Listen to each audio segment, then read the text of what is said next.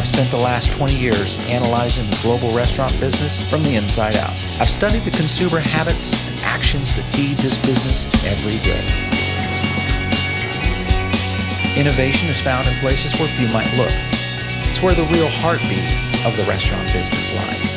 Sometimes it's beneath the known Michelin stars or the glitz and the glamour of the posh addresses of the best restaurant districts in the business.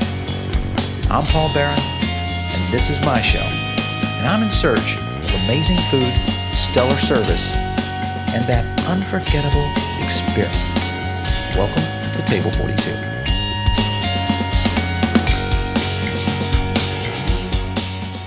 This foodable episode is brought to you by Panda Kitchen and Bath.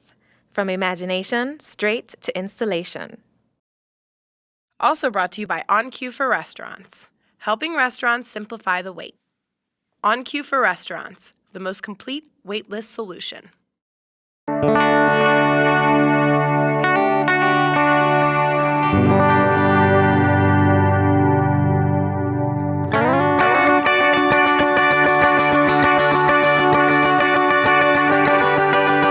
Here we are on another episode of Table 42. We're at the Wynwood Kitchen, and Chef, thanks for letting us come in your kitchen and kind of explore some interesting dishes. My pleasure. Thank you for coming by, Paul. Great to meet you. Love to learn a little bit about you. A little bit about me. Miguel Aguilar, Executive Chef at Wynwood Kitchen and Bar. I've been here for 3 years now. Our food here, it's global small plates from Italy, from the Mediterranean, from Mexico, Venezuela, Colombia. We're really, even the United States, we're mixing and matching it up and creating our own world here. I love it. Everything's intended to share, so I don't want people to come here and say, this is my plate. No, that's your plate. I'm going to reach over the table, I'm going to grab a little bit, and I really, want everybody to experience more than just 1-2 dishes, how you normally eat in an a la carte restaurant. So the first dish we're looking at is sauteed clams. Something that's eaten a lot up in Boston, that area, New England. We twisted it up a little bit by using some ají panca. So as you can see here, we have all the color, the redness from the ají panca, which is a Peruvian pepper. Great. We have some chorizo, which is a Spanish chorizo. It's cantimpalo from Spain. So now we're mixing Peru with Spain and New England. And then we have a little bit of caramelized shallots and some celery in there, so you can see little pieces of celery. Yeah. We sauteed it all. We pulled out the color from the chorizo that has a lot of paprika and spices, and also the ají panca. It gives it that peppery spice, but it's not really spicy. It's more of a smoky flavor than spice. And then to give it a little contrast, we have sweet potato fries. Okay. And as you can see, it simulates a little bit of the moules frites, the mussels and fries. Right. So once again, we're twisting everything up and giving it our version of it. I like it. The flavors you're mixing in with this, especially with chorizo, are like one of my favorites. Not just because I like to eat it, but it's such a powerful element that kind of brings out some really cool things in a lot of different dishes. So it's cool that you're using this with a clam. Yeah, it helps it out. It helps it out a lot. Yeah.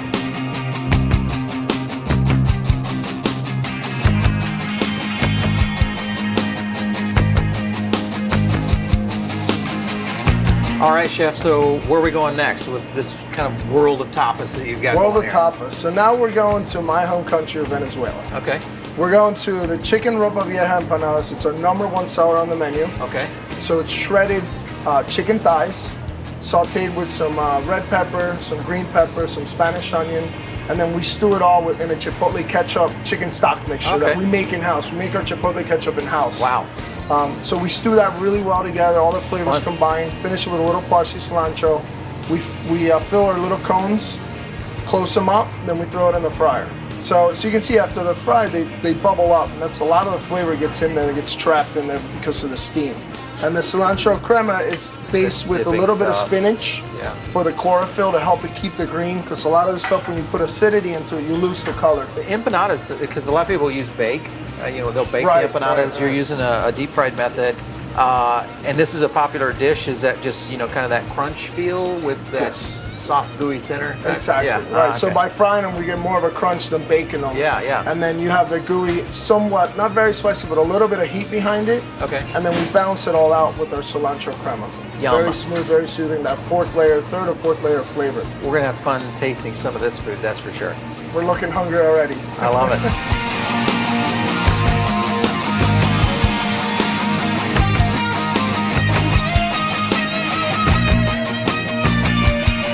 All right, chef, so here we look at your wrap up. So what do you got for us now? We're doing our Wynwood salad. Okay. The Wynwood salad basically is my version of the caprese. So instead of using Italian ingredients, we're using Spanish ingredients like the piquillo pepper. Right here we have red and yellow beefsteak tomatoes. We put a little bit of salt and pepper on it so the flavors stand out. Yep. Okay. And then we're gonna alternate the tomato and the manchego cheese.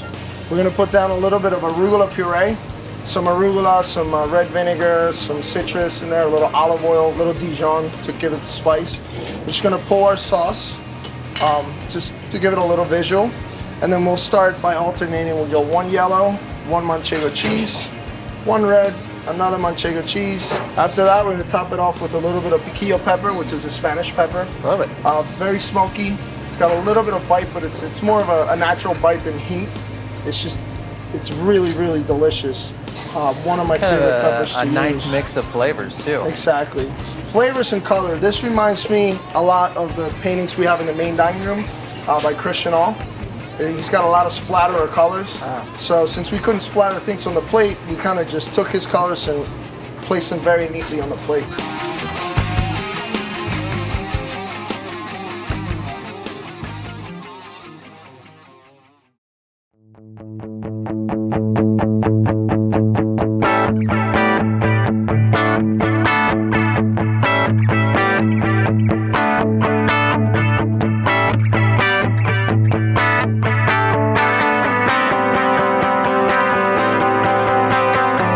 Chef Miguel, okay, so we've had some fun in the kitchen, got a chance to really learn about your fare here at Wynwood Kitchen.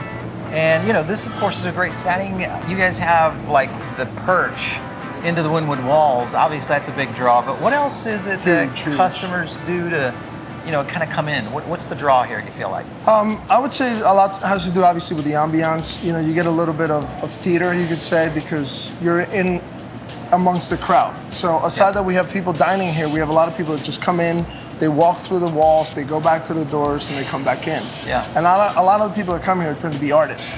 So, you know, they come done up in their artisty clothes. Some of them will come just body painted, and the guests will be like, oh my God, look at that body painter walking by. And you can come in, you can sit with us for how long as you want, have a couple drinks, have some food, and then you can just walk around. Right. You know, where you don't have to be enclosed in a mall or anything that's, you know, you got to fall with the flow and, you know, go into a store, come out of a store. Here you just walk around and you stand in front of a piece of art and enjoy it. Yeah. When you think about guests that come here for the first time, let's say, you know, maybe they're not from Miami, you know, what are kind of the things that they try to explore? Do they kind of go across the entire menu, or are they just kind of sit back and just enjoy the space? Well, they go across the menu. Obviously, we have our signature dishes, which are they stand out with a little star to let people know those are signature dishes. Right. But in Miami has a little different mentality. They like healthy food. Yeah. So we're doing a lot of mushrooms, a lot of Brussels sprouts, a lot of vegetables or cold dishes that go really well with the heat and can also play with the colors that we have on the walls. So when people are eating, they look up and it's like, wait, they get lost in the dish and the art. That's a pretty neat concept. And you don't get it, of course, you guys obviously have an advantage here with being right in the epicenter of art in Miami. But a lot of restaurant and chefs face those kind of challenges of coming up with creative approaches to kind of the wow the guest. Hey, it's been great talking with you, learning a little bit more about Wynwood Kitchen, and we have had a blast today. We're going to enjoy some of this great art and taste some of your food. Awesome. Well, we welcome you back anytime you like, and thank you for coming.